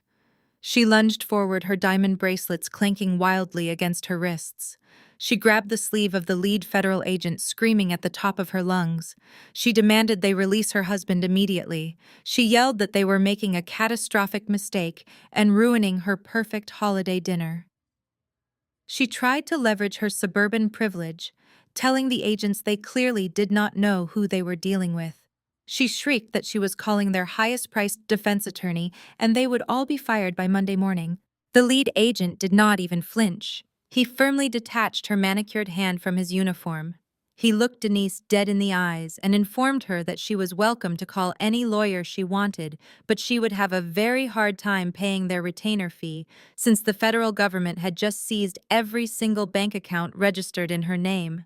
He advised her to step back and avoid interfering with a federal arrest unless she wanted to be handcuffed right next to her husband for obstruction of justice. Denise gasped, stepping back as if she had been physically slapped. The realization hit her with the force of a freight train. She looked at her beautiful suburban house, her expensive designer dress, and the glittering jewelry on her wrists. She suddenly understood that none of it belonged to her anymore. The illusion of her elite lifestyle was evaporating right in front of her eyes. She collapsed into one of the intact dining chairs, sobbing hysterically and frantically, tapping her phone screen to find a lawyer who would work for a bankrupt accessory to massive financial fraud. I stood quietly near the window adjusting the cuffs of my emerald green suit. I had not moved an inch during the entire raid. My clothes were perfectly clean, untouched by the flying debris and food. The lead agent made eye contact with me, giving a sharp, respectful nod. He knew exactly who I was, and he knew the airtight forensic dossier I provided was the sole reason this raid was executing so flawlessly. I nodded back, acknowledging the professional courtesy. My parents remained huddled against the wall, entirely speechless. The perfect holiday became an official federal crime scene that I created perfectly for them today. The morning sun filtered through the floor-to-ceiling windows of my downtown apartment, casting a warm glow across my pristine hardwood floors. I woke up feeling an unprecedented sense of absolute tranquility. I walked into my kitchen, poured myself a fresh cup of dark roast coffee, and turned on the wall-mounted flat-screen television. I did not search for the right channel. Every local morning news broadcast in Atlanta was leading with the exact same explosive story. The screen flashed with a breaking news banner in bold red letters. Right above the anchor desk, an unflattering mugshot of Bradley dominated the broadcast. His hair was completely disheveled, and remnants of dried cranberry sauce were still faintly visible on his neck. The news anchor announced that a prominent local wealth manager had been arrested by federal agents on massive charges of wire fraud and racketeering. The broadcast detailed how the suspect operated a highly sophisticated multi-million-dollar Ponzi scheme primarily targeting elderly members of his own church congregation. They showed footage of the tactical raid at my parents' house, blurring out my father standing terrified against the floral wallpaper. I took a slow sip of my coffee, watching the media tear apart the pristine facade Bradley had spent years meticulously building. The federal prosecutor released a public statement confirming that they had successfully secured court orders to freeze every single asset connected to the criminal enterprise. This meant bank accounts, offshore trusts, real estate holdings, and luxury vehicles were officially locked down under federal authority. The government was moving with aggressive speed to seize whatever capital remained to eventually compensate the defrauded victims. I turned off the television, leaving the quiet hum of the city as my only soundtrack. Across town in her sprawling suburban mansion, Denise was waking up to a completely different reality. I learned the exact details of her morning through the frantic voicemails she left on my blocked log. She had spent the entire night pacing her living room, making increasingly desperate calls to high-powered defense attorneys. Every single law firm gave her the exact same response. They demanded a minimum retainer fee of $100,000 paid upfront in cleared funds before they would even consider looking at Bradley's case file. Denise confidently logged into her primary banking application, assuming she could easily transfer the funds from her joint checking account. She typed in her password, expecting to see the usual six-figure balance she constantly bragged about to her friends. Instead, a glaring red error message popped up on her screen. Her account was completely locked due to federal compliance regulations. Panic began to set in. She quickly switched to her personal savings account, the one she used to fund her extravagant shopping sprees. It displayed a balance of $0 alongside a federal hold notice. Her hands shook as she pulled her platinum credit cards from her designer wallet. She dialed the customer service number on the back of her most exclusive card, attempting to authorize an emergency cash advance. The customer service representative informed her in a cold, robotic tone that all lines of credit associated with her Social Security number had been indefinitely suspended pending an active federal investigation. The representative then abruptly ended the call. Denise was entirely cut off from the global financial system. She possessed absolutely zero access to liquid capital. The reality of her catastrophic situation was just beginning to physically manifest outside her front window. Heavy diesel engines rumbled up her manicured driveway. Denise ran to the glass door and watched in utter disbelief as two massive commercial tow trucks backed up toward her closed garage doors. Federal marshals wearing dark windbreakers stepped out of unmarked sedans, holding clipboards and legal seizure orders. They instructed the tow truck operators to hook up the imported sports car and the luxury sport utility vehicle sitting in the driveway. Denise threw open the front door, sprinting out into the crisp morning air while still wearing her silk pajamas. She shrieked at the federal marshals demanding they unhook her personal vehicle. She yelled that her car was a birthday gift from her husband and completely separate from his business dealings. The lead marshal did not even flinch at her hysterical outburst. He calmly handed her a copy of the federal asset forfeiture warrant. He explained that since the vehicles were purchased using funds directly traced to the illegal Ponzi scheme, they were now officially property of the United States government. He advised her to step away from the vehicles or risk facing charges for interfering with a federal seizure operation. Denise stood barefoot on her cold concrete driveway, watching helplessly as the tow trucks hauled away the ultimate symbols of her suburban superiority. The heavy realization finally crushed the breath right out of her lungs. Her entire perfect life was a complete and utter lie. The imported cars, the designer wardrobe, the exotic vacations, and the massive diamond tennis bracelet currently sitting on her nightstand were all directly funded by stolen cash. She had built her entire identity around being a wealthy elite housewife, looking down on people like me who actually worked for a living. Now she was nothing more than the disgraced wife of a federal inmate. She had zero income, zero savings, and a mountain of unpaid bills. The club memberships would be canceled. The high society friends would instantly block her number. The illusion of her superiority was completely incinerated, leaving her with absolutely nothing but the clothes on her back and a fast-approaching legal nightmare. She sank to her knees right there on the driveway, clutching the federal warrant to her chest. She wept bitterly, not for the dozens of elderly victims her husband had financially ruined, but entirely for herself. Her golden child status could not save her from the ruthless efficiency of the federal justice system. She was trapped in a nightmare she helped facilitate. While Denise was weeping on her concrete driveway, my parents were rushing out the door of their home entirely consumed by panic.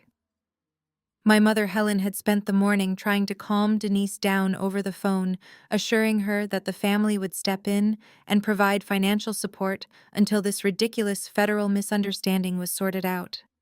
My father Marcus had confidently grabbed his leather checkbook and told my mother they would simply transfer whatever funds Denise needed from their primary retirement account to secure a high-profile defense attorney.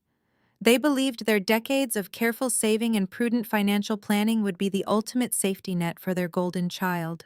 They drove their luxury sedan to the main branch of their regional bank, completely unaware that the very foundation of their financial security had already been obliterated. The bank was a place where they were usually greeted by name, the branch manager often coming out of his office to shake my father's hand. Today, however, the atmosphere felt distinctly different. The teller at the front counter looked at my father's identification and immediately became flustered. She typed rapidly on her keyboard, her eyes darting nervously toward the manager's office. She politely asked my parents to step aside and wait for the branch manager. My father was visibly irritated. He crossed his arms and loudly complained to my mother about the declining quality of customer service. He assumed the delay was a simple bureaucratic error, or perhaps a security hold triggered by the unusually large transfer he intended to make. He completely expected the branch manager to emerge, apologize profusely, and expedite the transaction. The manager finally appeared, but he did not offer a warm smile or a handshake. His face was pale and he looked incredibly uncomfortable. He gestured for my parents to follow him into his private office and quietly closed the glass door behind them. The manager did not sit down. He stood behind his desk, resting his hands flat on the polished wood. He took a deep breath and looked directly at my father. He stated that he was deeply sorry, but he was unable to authorize any transfers from their accounts today, or any day in the foreseeable future. My father immediately demanded an explanation, his voice rising with indignation. He asked if there was a technical glitch with the routing numbers. He insisted he needed access to his liquid assets immediately to handle a pressing family emergency. The branch manager opened a thick file folder on his desk. He pulled out a stack of documents and slid them across the table toward my parents. He explained that there was no technical glitch. He stated clearly that their primary retirement account and their secondary investment portfolios had been systematically drained over the past 8 months. He pointed to the transaction logs showing massive wire transfers moving their life savings into an external holding account registered to Bradley's firm. My mother let out a sharp gasp, pressing her hand to her mouth. My father stared at the transaction logs, his face turning a sickly shade of gray. He stammered that Bradley was managing those funds, that it was part of a sophisticated tax optimization strategy. He claimed those transfers were authorized to generate higher yields for their retirement. The branch manager looked at them with profound pity. He gently informed them that the holding account had been flagged by federal authorities earlier that morning as part of a massive criminal seizure. The money was gone. Every single dollar they had saved over 30 years of hard work had evaporated into thin air. But the nightmare was not over. The branch manager pulled a second document from the folder. It was a formal legal notice printed on heavy stock paper. He slid it across the desk, stopping it right in front of my father. He explained that the bank's legal department had instructed him to deliver the notice personally. My father picked up the document, his hands shaking violently. It was an official notice of default, an intent to foreclose. The manager explained that their home, the sprawling colonial house they had proudly paid off a decade ago, currently carried a delinquent $500,000 second mortgage.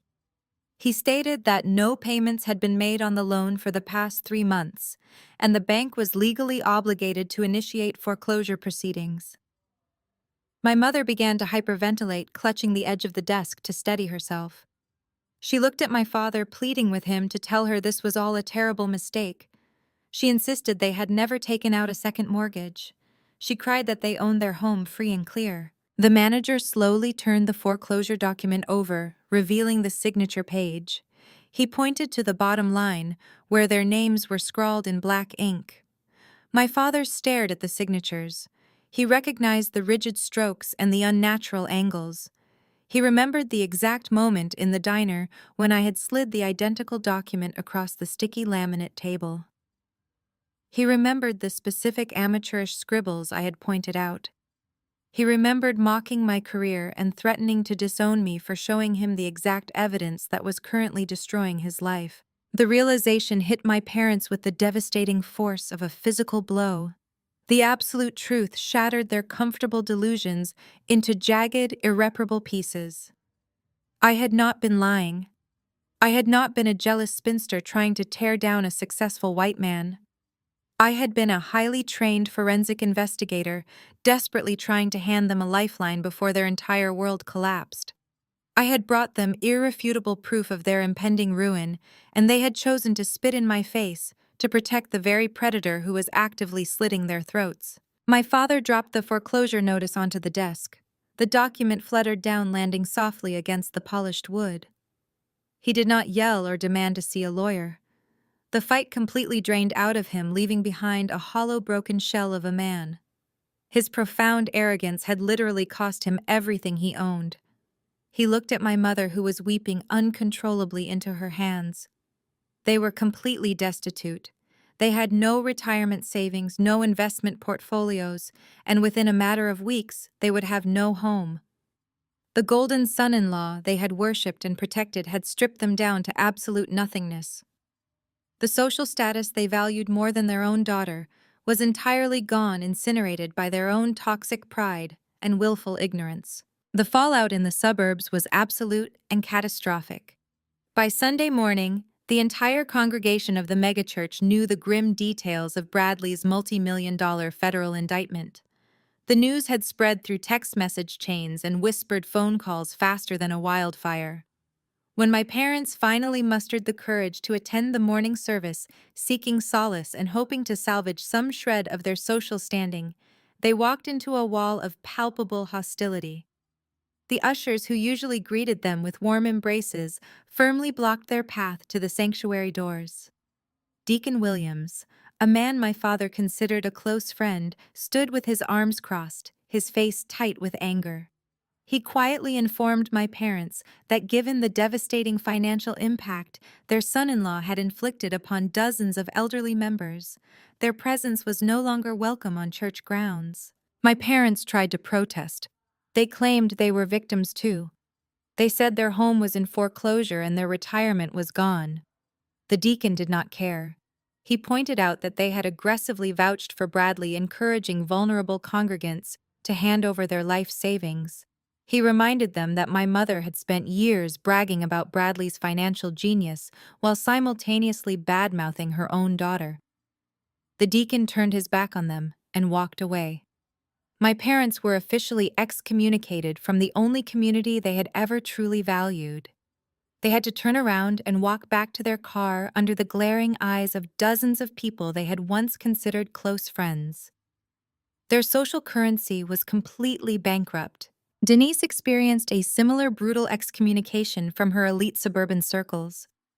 She had spent the last 3 days frantically calling every country club acquaintance and wealthy neighbor, hoping to secure a temporary loan, or at least a place to stay when the federal marshals inevitably seized her sprawling mansion. Every single call went straight to voicemail. Her texts were left unread. The women she used to host for lavish luncheons completely cut her off. They did not want to be associated with the disgraced wife of a federal criminal. Denise realized that her supposed friends had only tolerated her because of the wealth she flaunted. Without the imported sports cars and the designer handbags, she was absolutely nothing to them. The social isolation was crushing.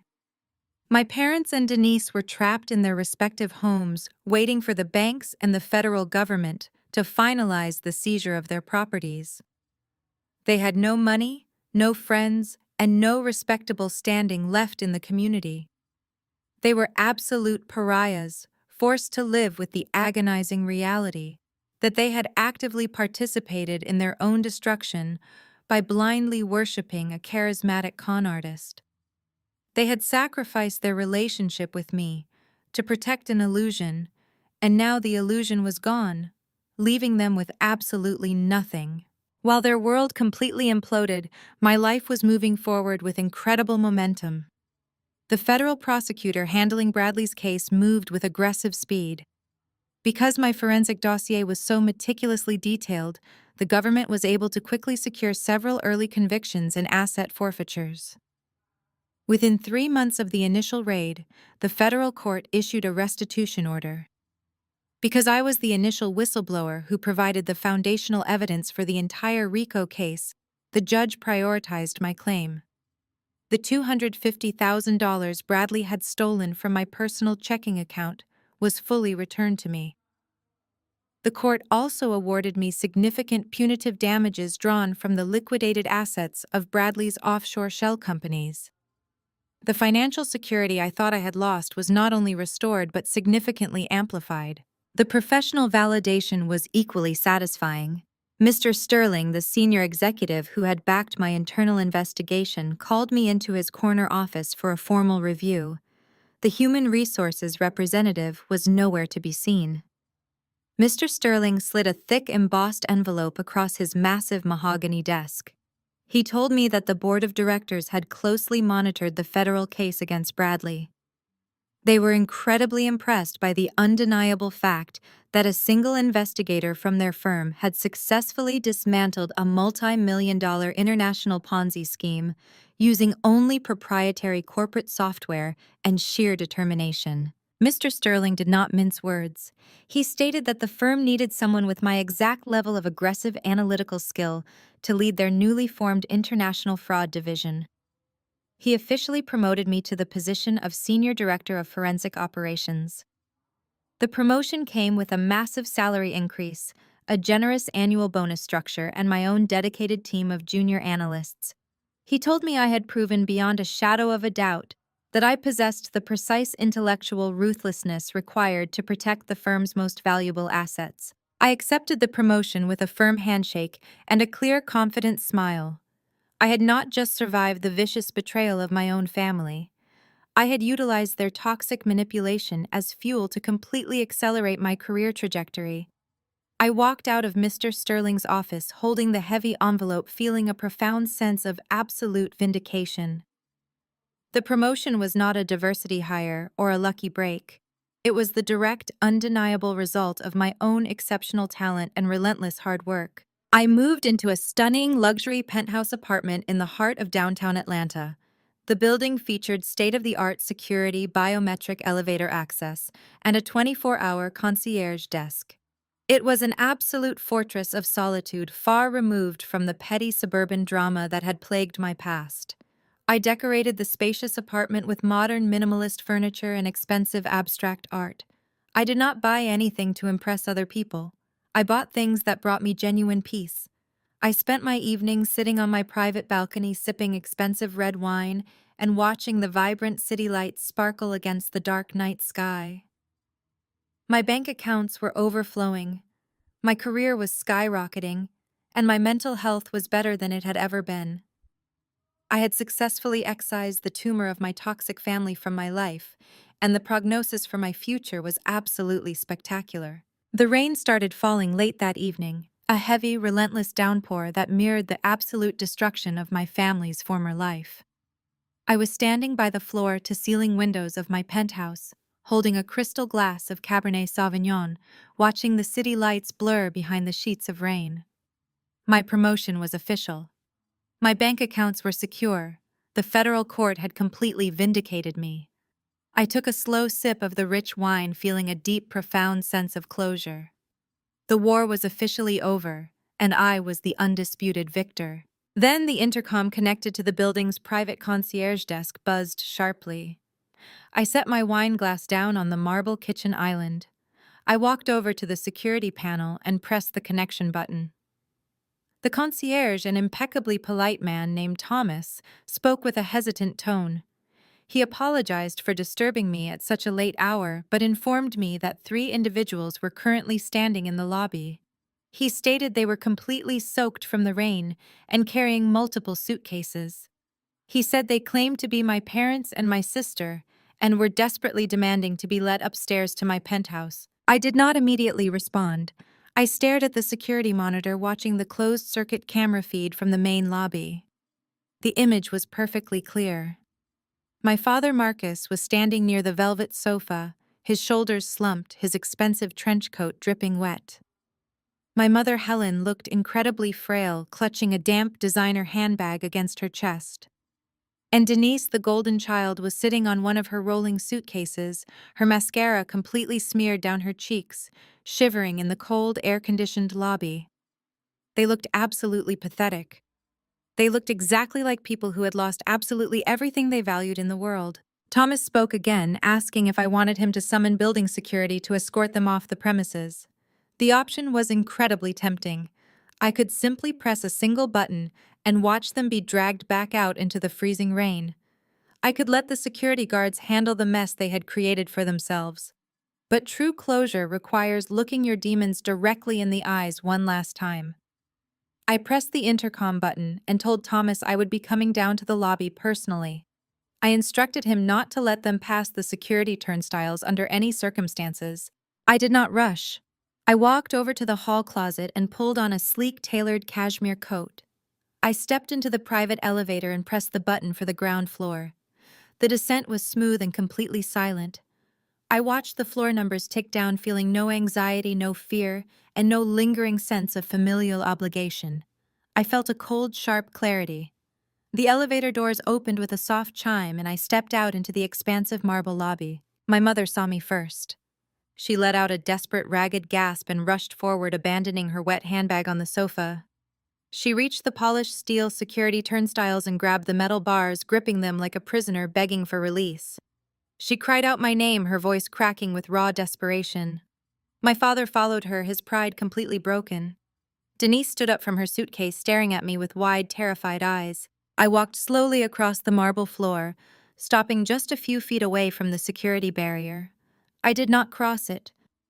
I looked at the 3 of them, separated from my world by a wall of polished steel and reinforced glass. My mother was weeping openly, her tears mixing with the rainwater on her face. She begged me to let them up to my apartment. She cried that the banks had seized everything they owned. She whimpered that the federal government had officially evicted them from their sprawling colonial house that very afternoon.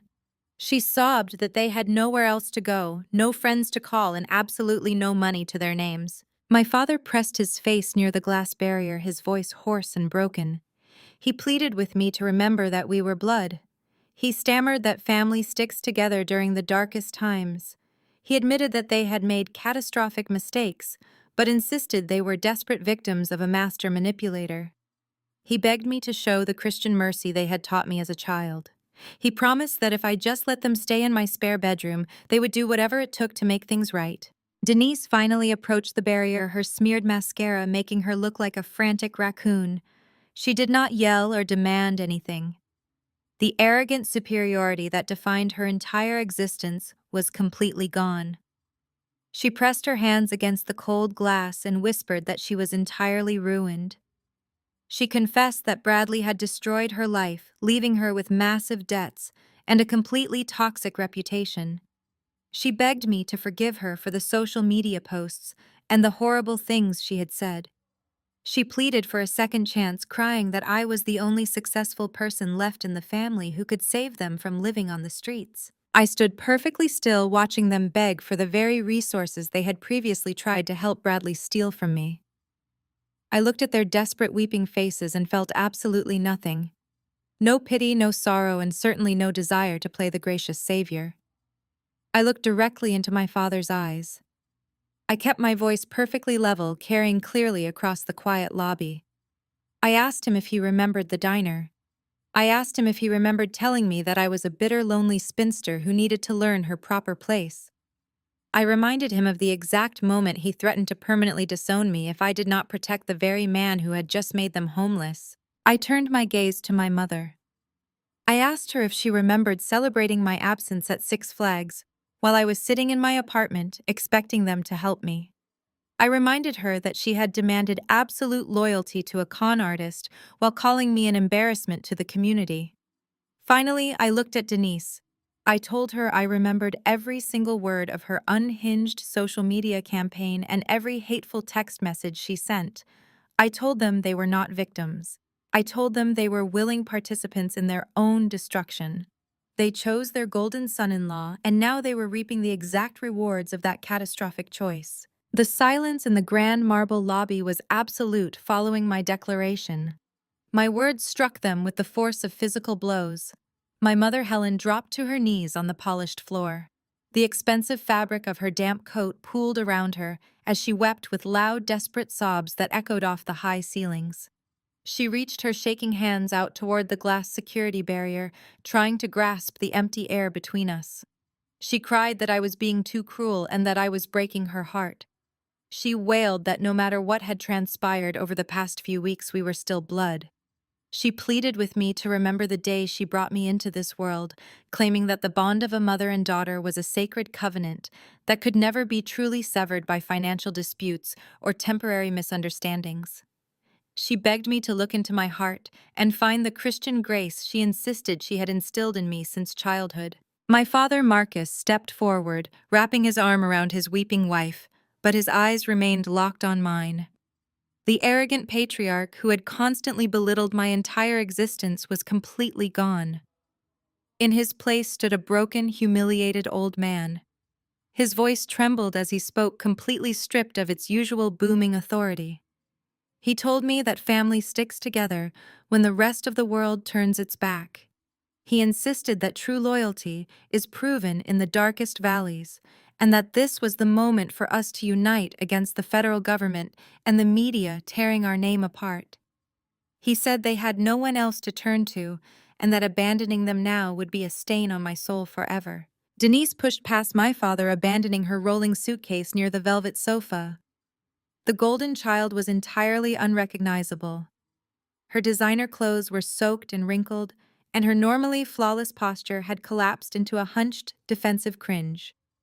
She pressed her face near the thick glass barrier, tears streaming down her cheeks, leaving dark streaks of ruined makeup. She did not yell or demand compliance like she usually did. Instead, she began to actively beg. She cried that Bradley had completely ruined her life and left her with absolutely nothing but a mountain of federal debt and public disgrace. She admitted that she was a complete fool for trusting him and that I had been right about his criminal nature all along. She pleaded with me to let them stay in my penthouse. She promised they would not be a burden. She begged me to just let them sleep in my spare bedroom or even on the floor of my living room until they could figure out a plan. She promised she would clean the apartment, cook my meals, and do my laundry if I just gave them a safe place to hide from the reporters and angry church members camped outside their foreclosed properties. She cried that she was terrified of facing the real world without a dollar to her name, and that she desperately needed her smart, successful younger sister to protect her from the catastrophic mess Bradley had created. I listened to their pathetic pleas without displaying a single ounce of emotion. My face remained a perfectly crafted mask of calm indifference. I did not shift my weight. I did not cross my arms.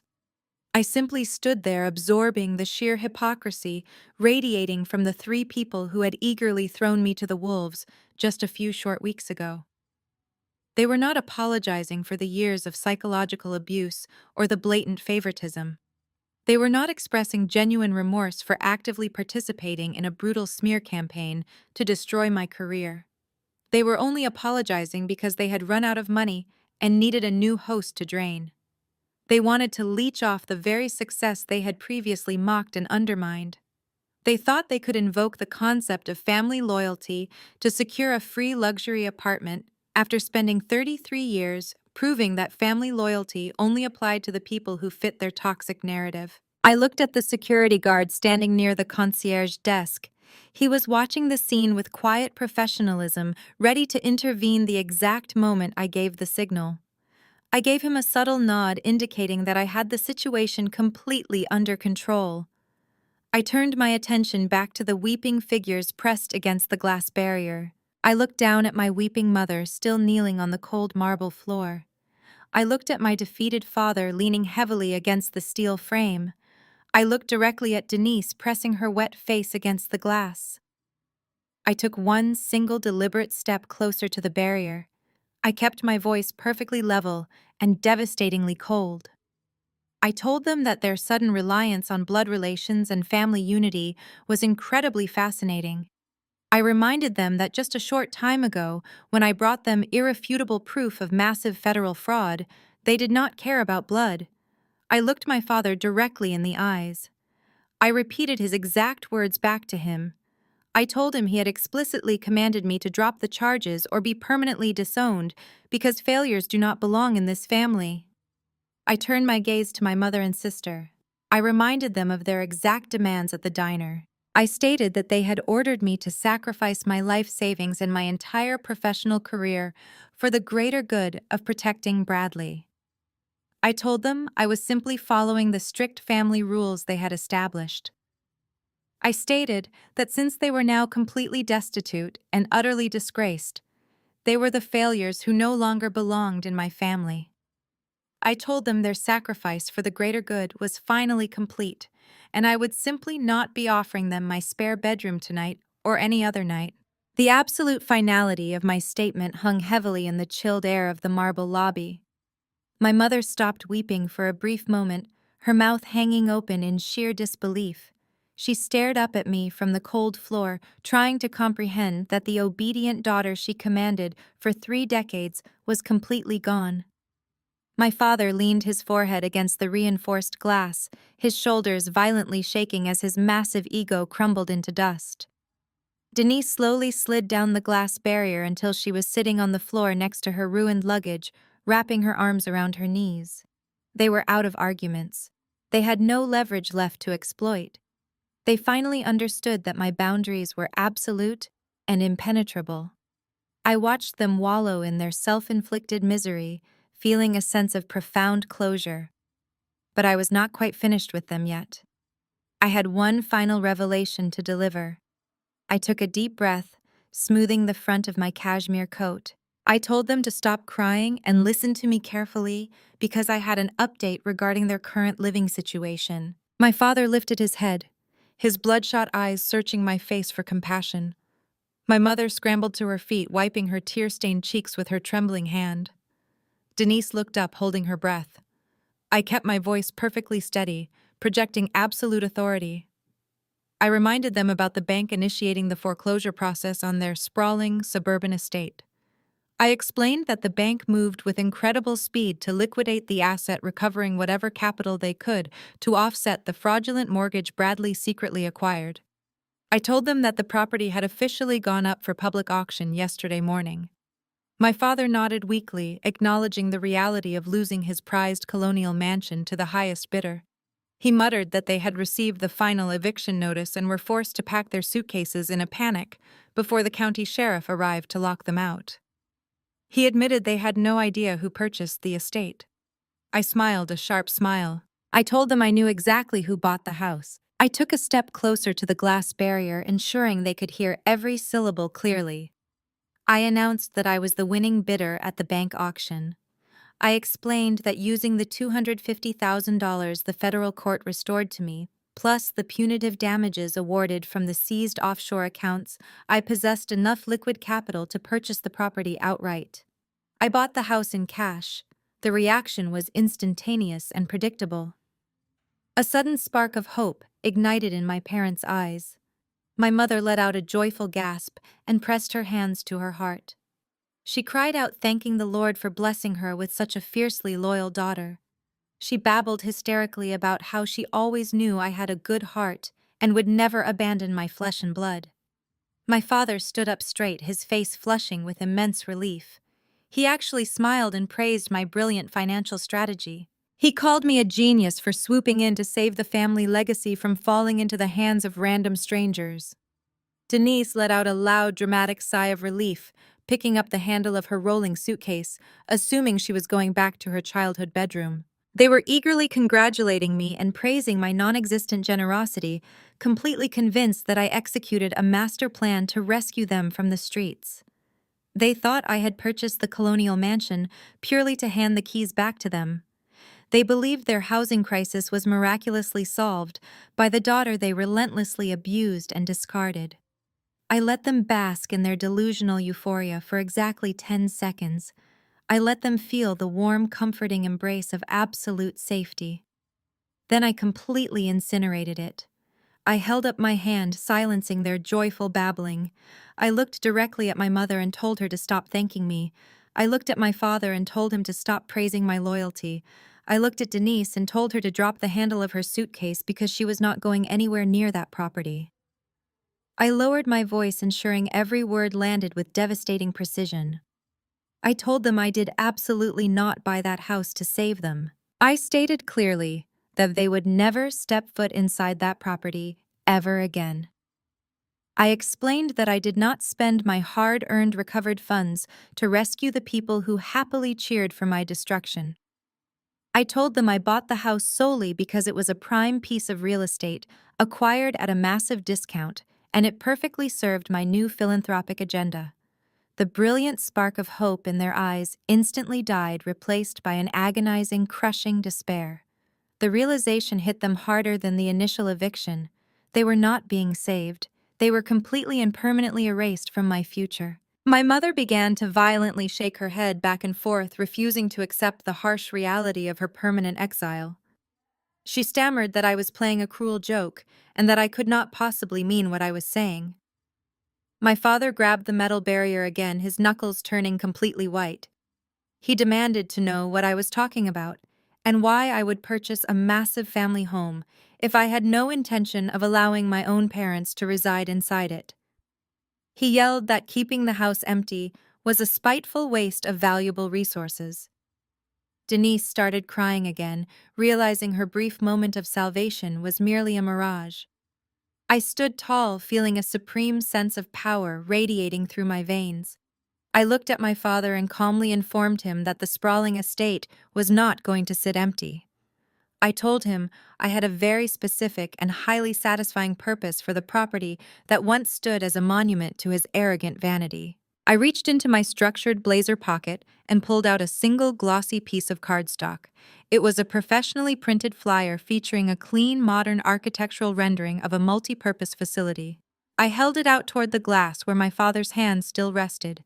He took it slowly, his fingers trembling as he read the bold headline printed across the top: the Harrington Center for Financial Security and Housing.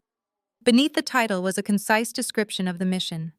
This facility was specifically designed to provide free financial literacy training, housing assistance, and legal advocacy for seniors who had been targeted by predatory investment schemes. My father's eyes scanned the text, his breathing hitching as he realized the irony.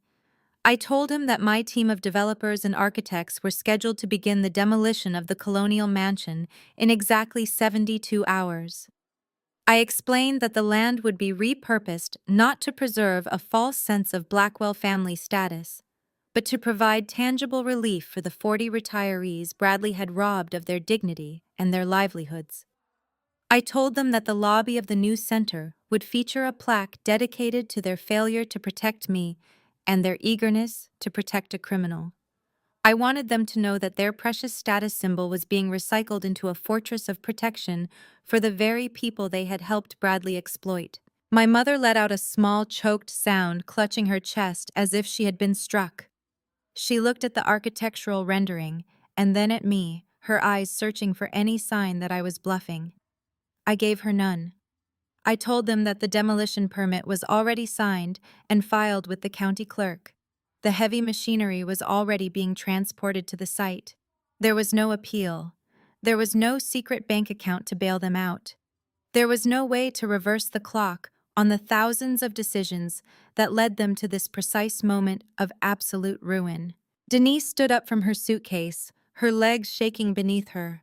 She started to shout again, demanding that I stop this madness and consider the impact on her reputation. I interrupted her with a single sharp gesture of my hand. I told her that her reputation was already dead and buried under a pile of federal indictments and public disgrace. I reminded her that while she was busy playing the victim and showing off stolen jewelry, I was busy building a life that relied on nothing but my own intellect and ethics. I told her that my life was my own, and the house was simply the final piece of property that Bradley had failed to account for in his sloppy Ponzi scheme. I took one more look at the three people who had defined my existence by my perceived inadequacies.